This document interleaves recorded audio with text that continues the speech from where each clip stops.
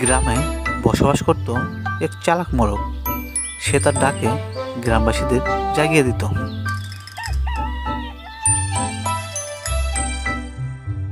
একবার এক শিয়াল পণ্ডিত তার কাছে এসে বলল, এই মোরগ ভাই, আমি শুনেছি যে তোমার একটি সুন্দর কণ্ঠস্বর আছে। শিয়াল পণ্ডিতের কাছ থেকে তার প্রশংসা শুনে মোরগটি অনেক খুশি হলো, আর সাথে সাথে আবার মোরগটি কুকুরুক কুক করে ডেকে উঠল। একটি সুযোগ পেয়ে মুরগিটিকে ধরে নিয়ে গিয়ে জঙ্গলের দিকে পালিয়ে গেল।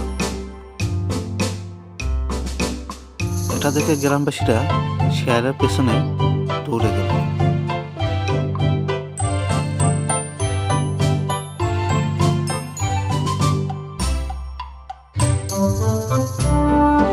মোরগ একটি প্ল্যান ভেবে শিয়ালকে বলল, দেখো, গ্রামবাসীরা তোমার পিছনে লেগেছে, তুমি ওদেরকে বলো আমি তোমার, ওদের নই।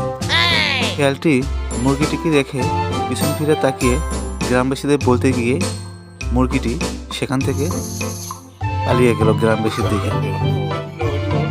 শিয়ালটি বোকার মতো চেয়ে থাকা ছাড়া আর কিছু করতে পারল না।